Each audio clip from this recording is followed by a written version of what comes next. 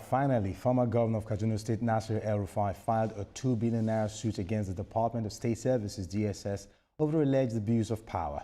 El-Rufai also asked the Federal High Court to quash charges filed against him since no prima facie case has been established. He also challenged the competence and legality of charges against him, describing them as an abuse of court process. I still have my two gentlemen in the studio right here with me. Justice Ojeno, yes, this is your forte, and let's get down to business quickly.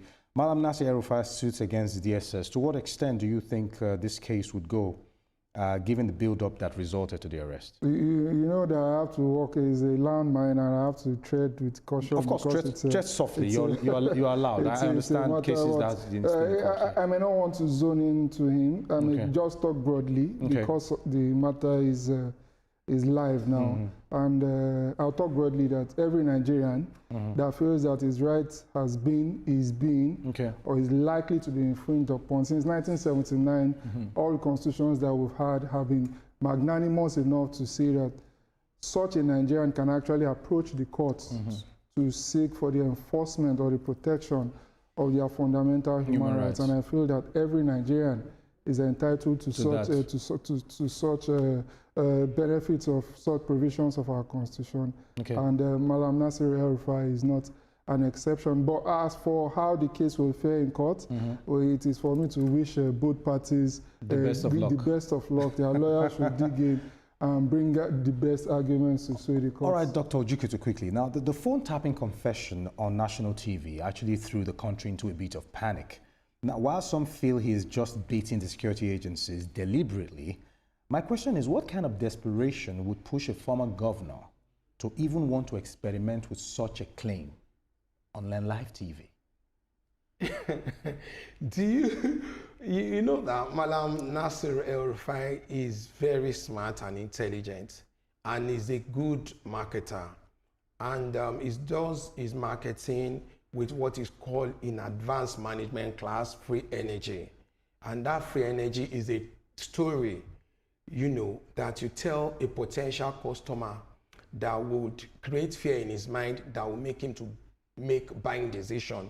For instance, let me give you an example. You say somebody should come and buy insurance. You just say, somebody just died last week and the man just bought an insurance of 100,000 and now we are paying his family 100 million naira.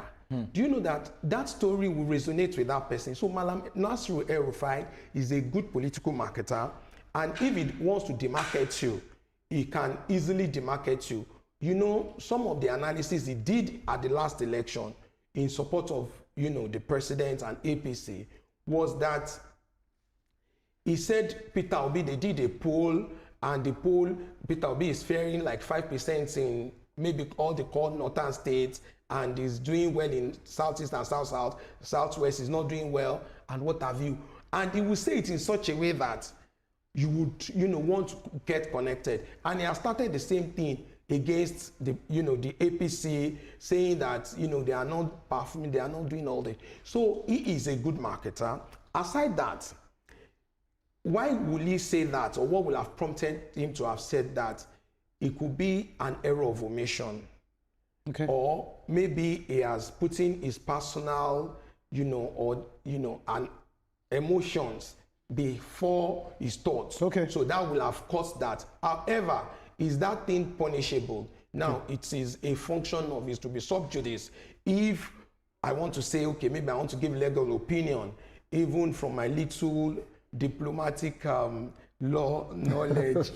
So, however, you are not licensed. I'm not licensed. You are not licensed.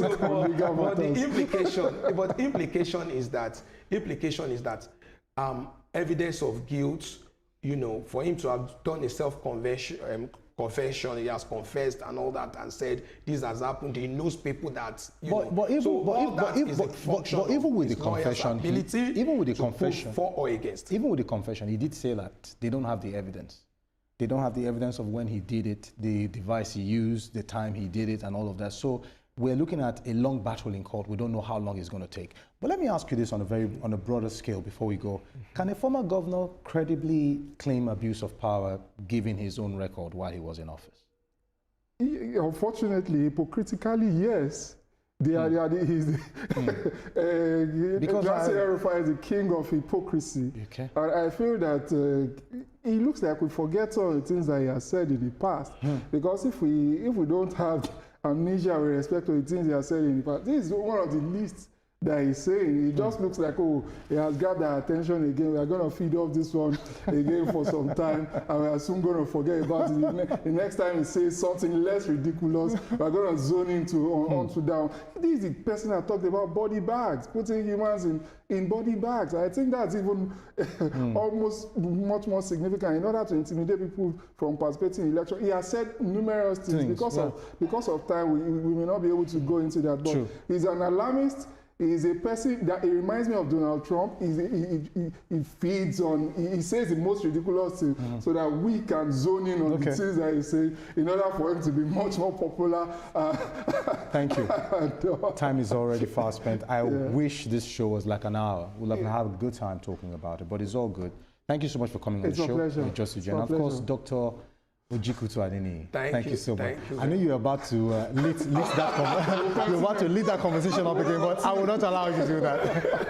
Thank you very much, Doctor.